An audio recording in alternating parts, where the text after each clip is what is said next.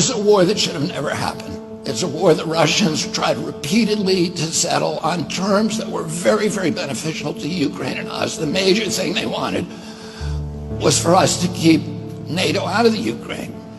The big military contractors want to add new countries to NATO all the time. Why?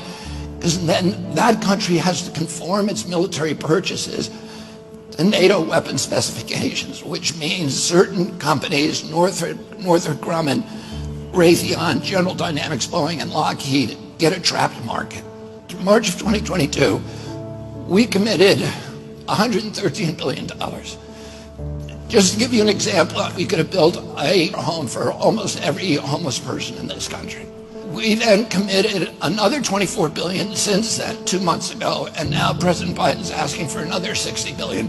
But the big, big expenses are going to come after the war, when we have to rebuild all the things that we destroyed.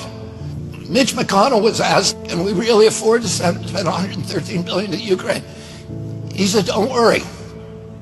It's not really going to Ukraine. It's going to American defense manufacturers. So he just admitted it's a money laundering scheme. And who do you think owns every one of those companies? BlackRock. So Tim Scott, during the Republican debate, said, don't worry, it's not a gift to Ukraine, it's a loan. So raise your hand if you think that that loan's ever getting paid back. Yeah, of course it's not. So why do they call it a loan? Because if they call it a loan, they can impose loan conditions. And what are the loan conditions that we impose on? Number one, an extreme austerity program, so that if you're poor in Ukraine, you're going to be poor forever.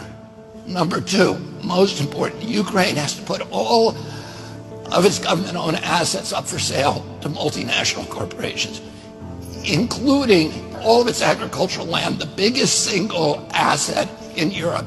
In Ukraine, there's been 1,000 years of war fought over that land. It's the richest farmland in the world. It's the breadbasket of Europe. 500,000 kids almost, Ukrainian kids, have died to keep that land as part of Ukraine. They almost certainly didn't know about this loan condition. They've already sold 30% of it. The buyers were DuPont, Cargill, and Monsanto. Who do you think owns all of those companies? Yeah, BlackRock. And then in December, President Biden gave out the contract to rebuild Ukraine.